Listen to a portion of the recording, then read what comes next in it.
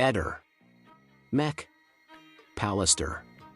All'uscita dalla questura di Trieste, Sebastiano Visintin è l'unico che non ha bisogno di grandi giri di parole per descrivere la situazione. Dice di sentirsi infreddolito, ferito e confuso. In poche righe fa il riassunto di una giornata in cui l'unico indagato per l'omicidio di Liliana Resinovic si è presentato in procura con in mano una registrazione fatta col suo telefono, convinto di portare agli inquirenti l'ennesimo tassello di un caso che sta diventando un catalogo di rivelazioni tardive. Quella registrazione nasce in cucina, a casa sua, la mattina di sabato. Suona il campanello.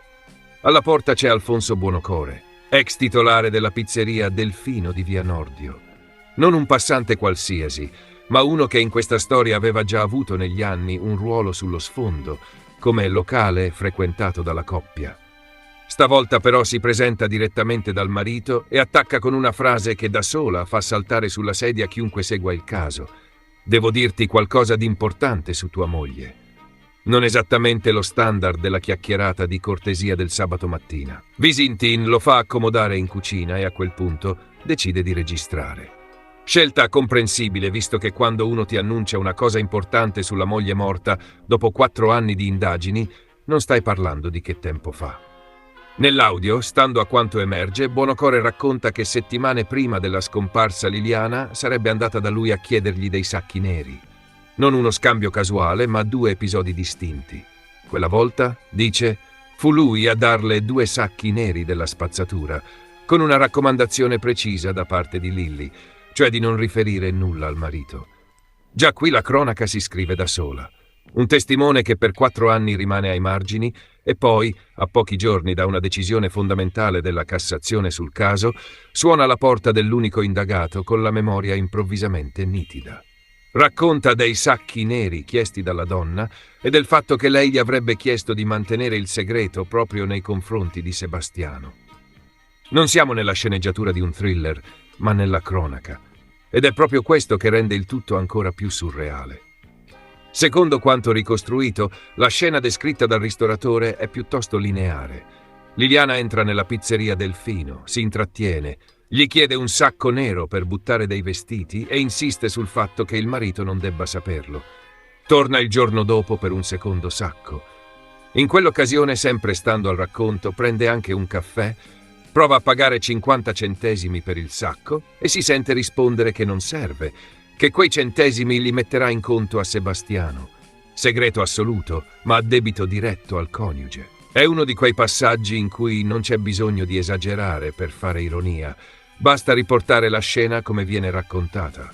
Il problema non è solo cosa viene detto, ma quando. Dopo aver ascoltato il racconto in cucina e averlo registrato, Sebastiano decide di portare il file direttamente in procura. Va in questura, chiede di consegnare l'audio agli inquirenti. All'esterno, intercettato dai giornalisti, ripete di sentirsi confuso e di non capire il motivo di dichiarazioni che arrivano dopo 4 anni. E in effetti il tempismo è l'unica cosa che nessuno può non notare. Perché questa storia dei sacchi arriva esattamente nel momento in cui il filone principale sulla morte di Liliana ha subito uno scossone importante. Pochi giorni fa, il tecnico anatomico che a maggio si era presentato agli inquirenti dicendo di poter essere stato lui a rompere la vertebra T2 del corpo durante le manovre preparatorie dell'autopsia è finito indagato dalla procura. Il fratello di Liliana, Sergio, ha depositato un esposto come persona offesa, chiedendo di chiarire se e come quella frattura sia stata provocata in fase di esame. E nello stesso giro di giorni è arrivata anche la decisione della Cassazione che ha dichiarato inammissibile il ricorso della difesa di Visintin, chiudendo la porta alla terza superperizia medico-legale sulle cause della morte, dopo 2 consulenze in contrasto fra loro. Tradotto, la partita sulla T2 e sulle condizioni del corpo, su cui si era costruita una buona fetta della narrativa difensiva, è stata chiusa in alto.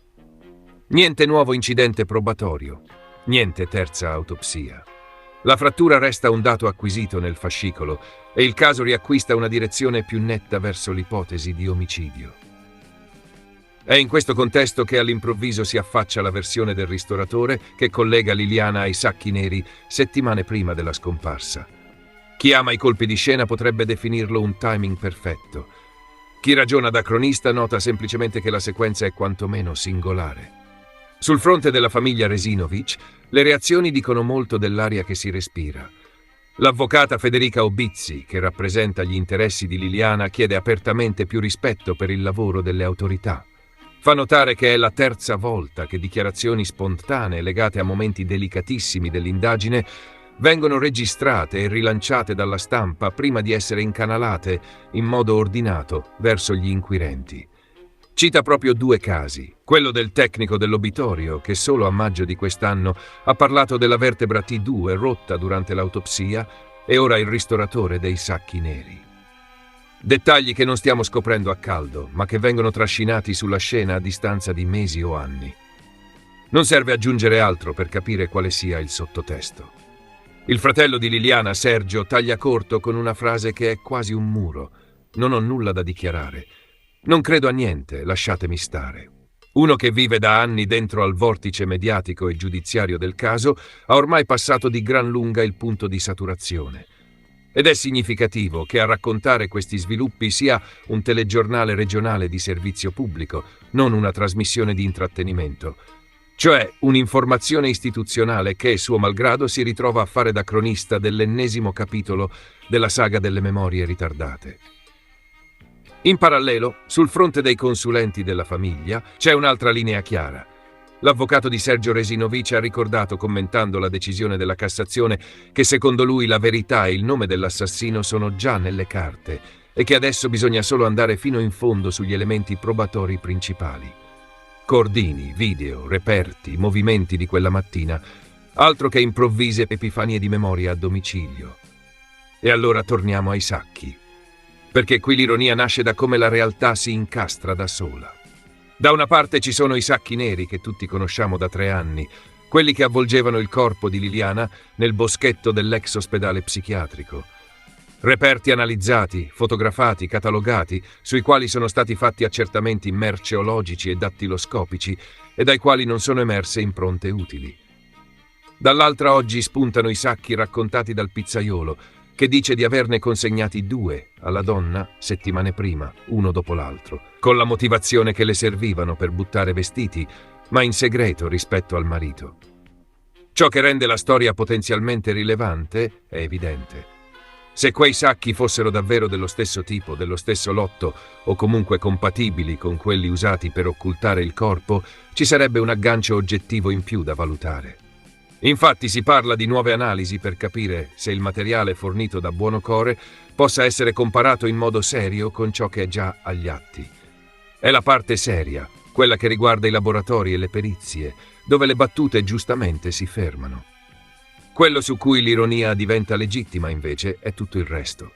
Perché siamo sempre al solito schema.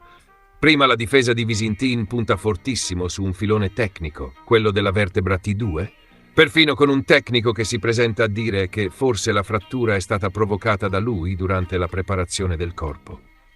Poi la procura apre un fascicolo su quel tecnico, la Cassazione boccia il ricorso per la superperizia e il fronte si sposta improvvisamente sui sacchi chiesti in pizzeria.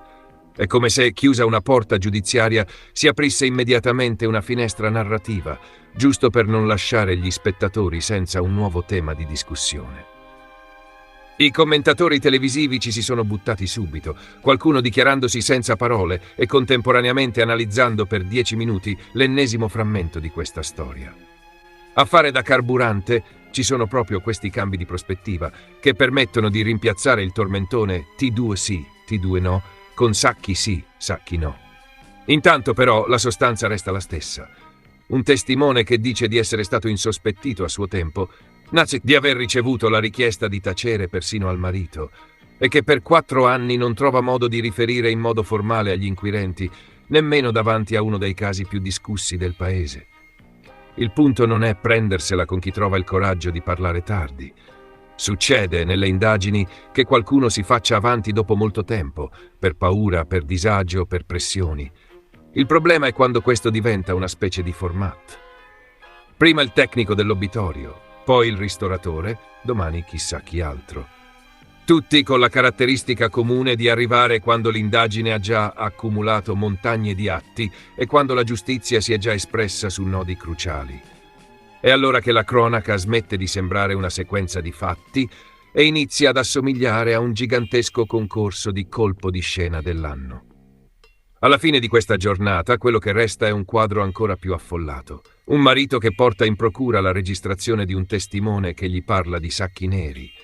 Un tecnico anatomico sotto indagine per la frattura di una vertebra. Una Cassazione che respinge il tentativo di rilanciare la battaglia sulle perizie. I familiari di Liliana che chiedono di concentrarsi sulle carte e sui reperti reali. E un ristoratore che, dopo aver detto «non ho nulla da dichiarare, lasciatemi stare al telefono», è comunque finito al centro delle cronache nazionali. In mezzo a tutto c'è Liliana Resinovic, che non può difendersi, non può confermare né smentire nessuna di queste versioni e che meriterebbe che ogni nuovo pezzo venisse portato prima su un tavolo di indagine che davanti a una telecamera. L'ironia, in una storia del genere, è solo lo strumento per evidenziare quanto sia assurdo il modo in cui certi fatti vengono fatti emergere, non certo un gioco sulla sua morte. Ed è proprio questo contrasto tra la gravità della vicenda e la progressione quasi comica delle rivelazioni tardive a spiegare perché chi segue il caso da 3 anni finisca per sentirsi, proprio come Visintin davanti ai cronisti, infreddolito, ferito e profondamente confuso. Così dobbiamo pensare che ogni volta che qualcuno suona Sebastiano Visintin, lui si mette a registrare. Chissà che ha registrato anche l'arrivo della polizia durante le perquisizioni. È sicuramente più facile pensare che Bonocore sia andato lì, abbia anticipato cosa doveva dire e poi è tornato fuori e hanno simulato l'incontro registrato. Poi Sebastiano col suo nuovo giocattolino, cioè il nastro registrato, è corso dagli inquirenti a farlo sentire. Ehi, non dimenticare di iscriverti a questo canale.